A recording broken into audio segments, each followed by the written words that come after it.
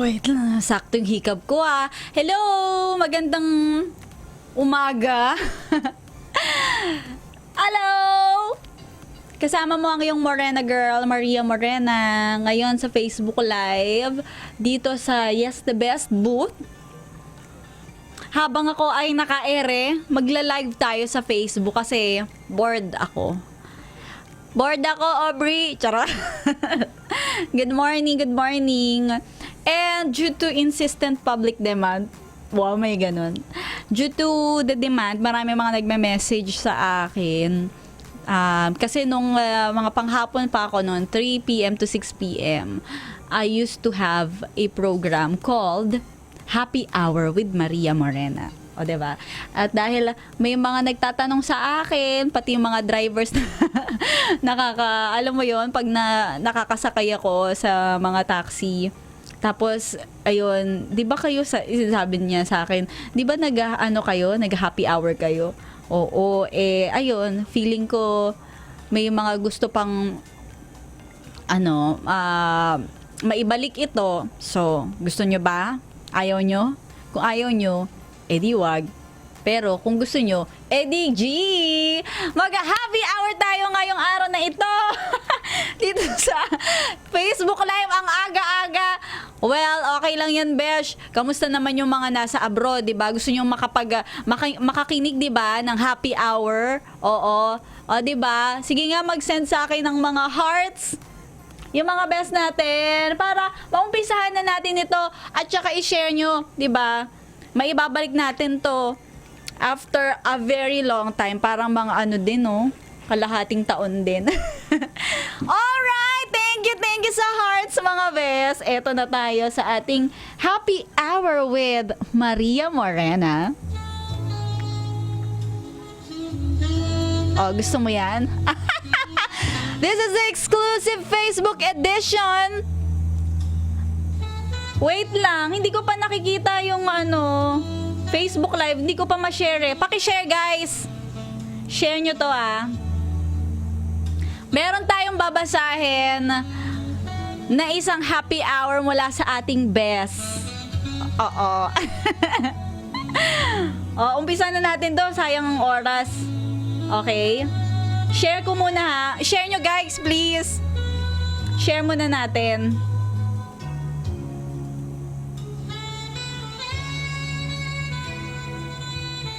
I'm gonna share it. Sharing is caring. Tandaan nyo, paki-share.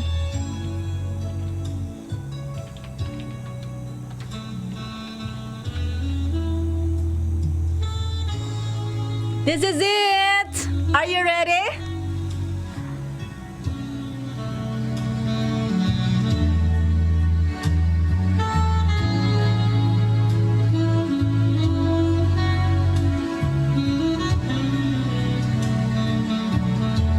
Oh my God!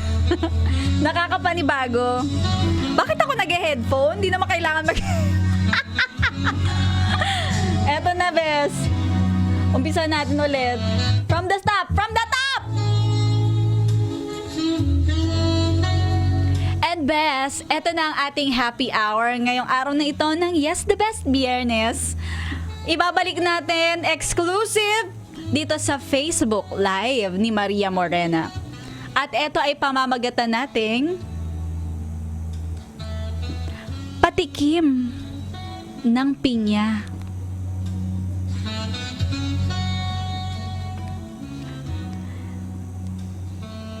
Itago mo na lang ako sa pangalang Pine. 27 years old. May boyfriend ako for 2 years.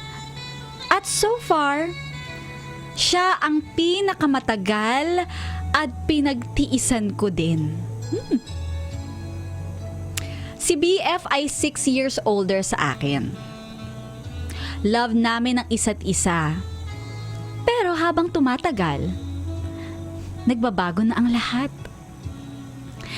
Masasabi ko na sa aming dalawa, mas higit ang pagmamahal ko.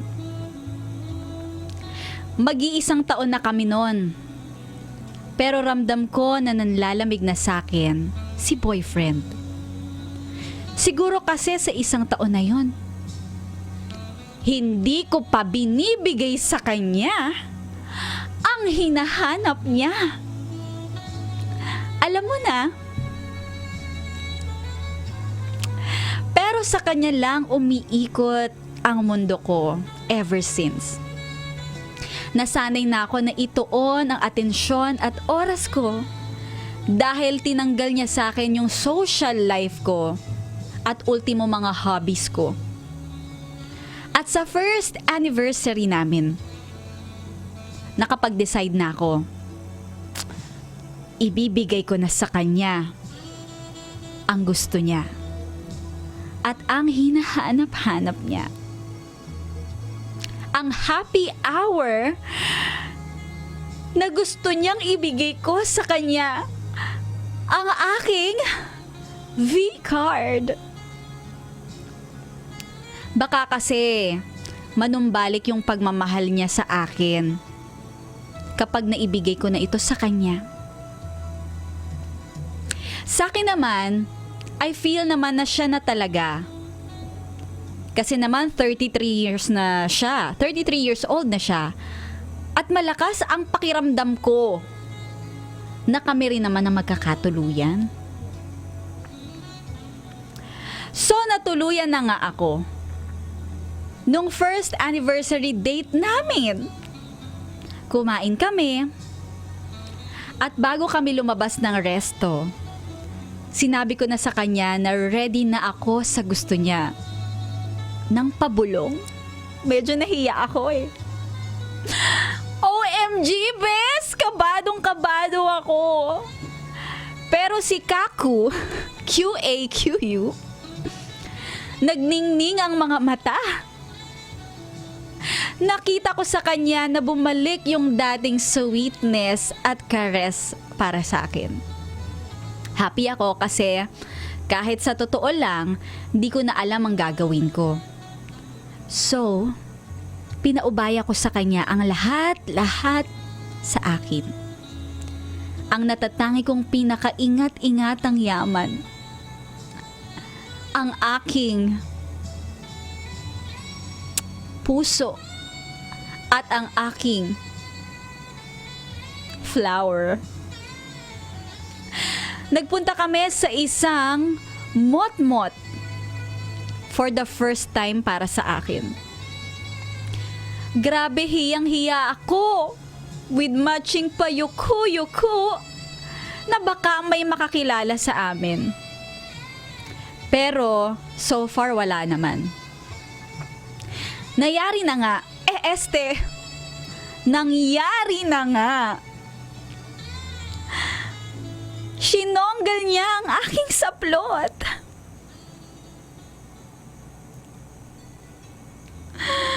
Ay nako, wait lang. Ano ba yan? Bumaba ba? Nasaan na ako?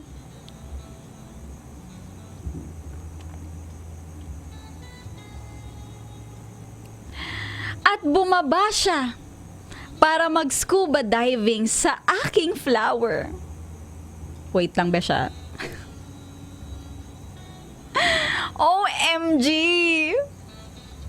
Hindi ako makakonsentrate. At pagkatapos,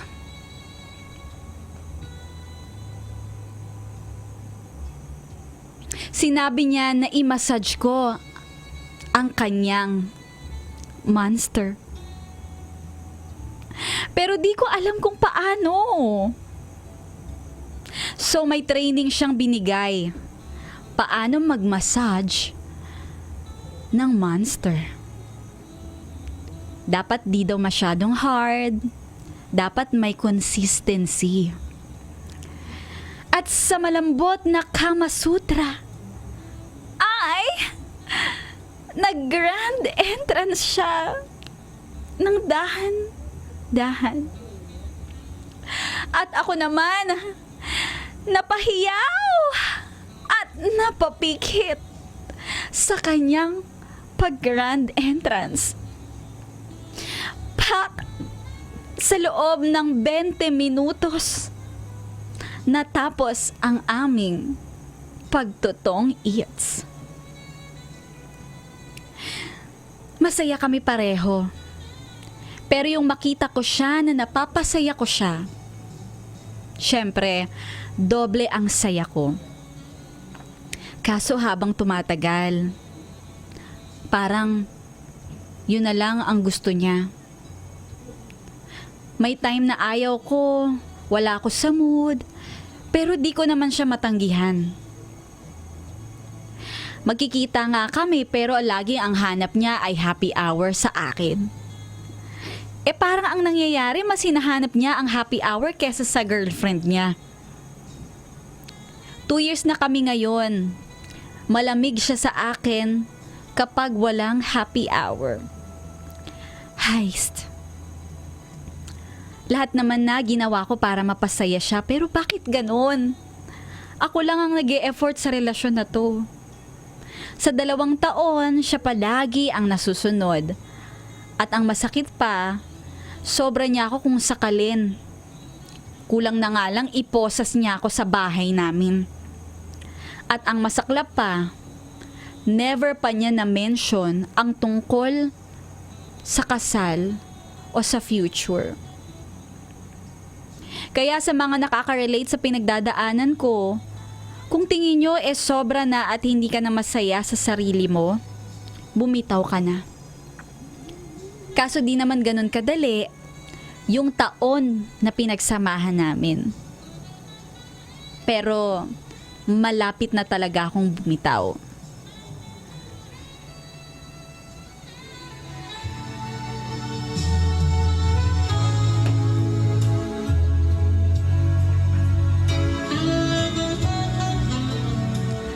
At ayon ang happy hour na ipinadala ng ating best na si Pine.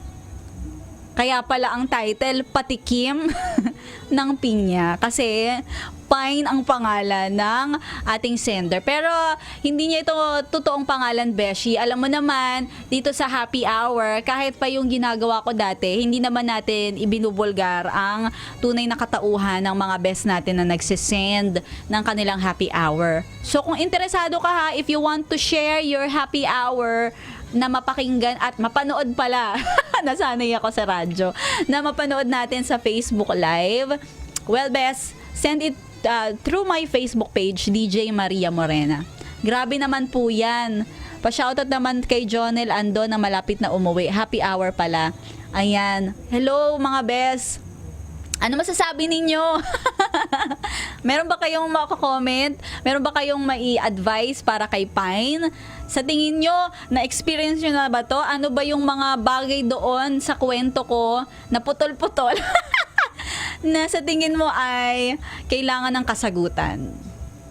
Unang-una, alam mo, napansin ko di naman sa years bumabase, kaya dapat alisan mo na yan. O siguro sabi niya baka hiwalayan mo na. Sabi ni Paredes. Ikaw, Beshi, anong maiko-comment mo doon sa happy hour ni Pine? Sa ating edisyon na pinamagatang Patikim ng Pinya. O, diba? Watching here in Cebu, hello sa mga nanonood sa atin. Hi kay Kat. Hello po, pa-shoutout po dito sa taga-Imus, Cavite. Ayan. Well, eto pa, Besa. Sa mga nakikinig, ayan. Well, sabi kasi ni Pine, 26 years old na siya at 6 years older yung jowa niya sa kanya. So, meron silang medyo, sabihin na natin talaga, malaking age gap. 'Di ba? So kung 26, pero kung sa babae 26 years old ka na, you're old enough para mag-decide para sa sarili mo. Pero kung 6 years older yung jowa mo, malamang mas marami siyang experiences because of his age. Kasi gano'n naman ang tingin natin, 'di ba? Pag mas matanda ka, mas marami kang karanasan. And kagaya nga nito ni Pine, wala siyang experience at after first year anniversary nila, ay ibinigay niya na yung V-card niya para kay jowa. O kaway-kaway dyan sa mga beshies natin na readyng ibigay ang kanilang V-card para sa jowa nila. Alam mo kung mangyayari sa'yo yon, isa lang ibig sabihin nun. Kung ikaw lalaki at ibinigay na sa'yo, mahal na mahal ka talaga nung taong yon. And siguro sa panahon ngayon, sa tradisyon natin, 'di ba? At dapat lang naman talaga na ikinakasal bago ang pag-honeymoon o ang pag-happy hour. Kahit anong age, basta happy. O, 'di ba? Dapat ikasal. Pero sa case ni Pine, hindi na makapaghintay talaga si jowa, si boyfriend. At dahil willing naman siyang ibigay kasi naramdaman niya na sigurado na daw siya sa lalaking iyon. Ayun, ipinatikim niya na talaga yung pinya niya. Ang ganda po ng happy hour. Pa-shoutout nga po pala sa Komi. Minukmukan pala topic. Anong minukmukan? Ayan, patikim nga, o 'di ba? So alam mo, Beshi, 'yun, yung age gap. Alam mo, masasabi ko doon, Bes, ha, unang-una doon sa age gap. Hindi ibig sabihin mas matanda yung isang tao, siya na ang magdedesisyon sa mga bagay-bagay. Pagdating sa relasyon, 'di ba? Wala yan sa edad. Actually, pag kayo ay magkarelasyon, mas maganda kung lagi kayo nag-agree sa isang bagay. Pero bago kayo mag-agree dun sa isang bagay, kailangan pag-usapan nyo, both parties. Kung ikaw, salungat ka o medyo hindi mo bet yung desisyon na yun, sabihin mo kung bakit. Hindi yung iaasa mo yung desisyon dun sa partner mo. At ikaw, meron ka naman palang saloobin na gusto mong ilabas, pero hindi mo mailabas-labas, kawawa ka. 'Di ba? Nagiging dominante yung isa. At sa relasyon, usually, mahirap kapag may dominante. Kawawa yung tao na hindi nakakapag bigay ng boses niya. Doon pa lang, feeling ko masyado kang submissive doon sa partner mo, Pine. Sobra, 'di ba? Meron kang mga prinsipyo sa buhay. Alam ko, nararamdaman ko, bukod sa mahal mo siya, meron kang prinsipyo sa buhay, pero lahat 'yon i-give up mo para sa taong iyon. Well, ngayon nagkakaproblema kayo na ano ba 'yan? Hindi ka na love, hindi mo na maramdaman yung pagmamahal niya, nanlalamig na siya sa iyo. 'Di ba? Ano yung mga messages nyo dyan? Anong mga comments ninyo? Na-miss kita, amiga, sabi ni Roel. Hello, amiga. Oo, ganda talaga ni Idol. O, di ba? Bukod sa maganda ko. Ano mga may ko-comment nyo tungkol sa happy hour natin na pinadala ni Pine? O, di ba? Tsaka kung ikaw, best na experience mo to, tanungin mo, ano yung reason? Ba't nanlalamig ka na sa akin, 'di ba? Mag-usap kayo. Kasi ang hirap talaga pag may dominante sa relasyon. Sana kayong mga nanonood, kung kayo ay in a relationship, learn to listen to your partner. Wag yung laging ikaw yung nasusunod, ikaw yung bida, ikaw yung ano. Kasi alam mo, nanggaling na ako sa ganyang relasyon and masasabi ko talaga na hindi ako nag-grow bilang isang tao. Parang para sa akin nakakalungkot na pati yung social life ko, sabi mo nga yung social life mo na nawawala nang dahil sa partner mo kasi masyado kanyang kinukulong sa mundo niya, 'di ba? May sarili kang mundo at may malaki ang mundo natin, bes. Hindi isang tao lang nabubuhay sa mundo, marami. So, marami kang kailangan kilalanin, marami kang kailangan na makilala, makasalamuha, hindi lang yung jowa, 'di ba? Kaya dun pa lang, Beshi, nalulungkot na ako sa'yo. Pero kung ayun, ibigay mo na sa kanya, well, Beshi, nandun na yun.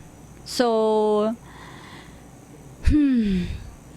kailangan na lang magtuloy-tuloy ka sa buhay mo. Hindi ka dapat mag-guilty o makonsensya na kasi ikaw din naman siguro nag-decide ka na, ang tagal-tagal na ng tanda-tanda mo na 'di ba? I'm listening, Miss MM, you're so sexy and beautiful. Thank you. Dahil yan sa pa-off shoulders ko. O, diba? Kaya, yung mga nakaka-experience ng ganyan. Ikaw, Kiko, ano masasabi mo? Dali, kasi napapagod na ako kakasalita eh. Ikaw, Kiko, mag-message ka naman. Anong may share mo? Kasama natin si Kiko Kalikot sa ating happy hour. Kiko, pakita ka! Nasaan si Kiko? Ayan o, Kiko. Pakita mo yung napaka-sexy mong body. Ayan po si Kiko Kalikot. O, diba?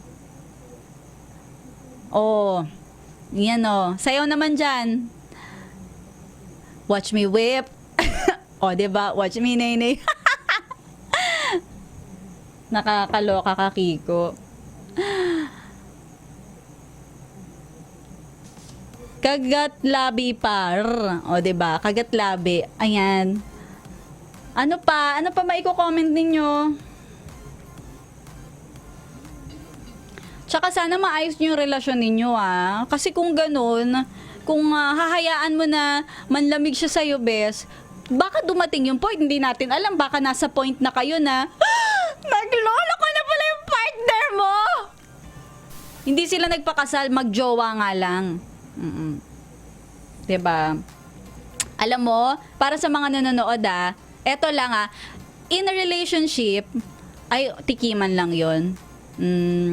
Kawawa naman si ate, fine, nasampulan. Pero ito ba in a relationship, masasabi ko, you don't have to look for the right person. Alam mo, hindi mo mahahanap yan. Because, you have to be the right person. Oo. Dapat, Bessie, ikaw yung magsilbing right person sa isang tao.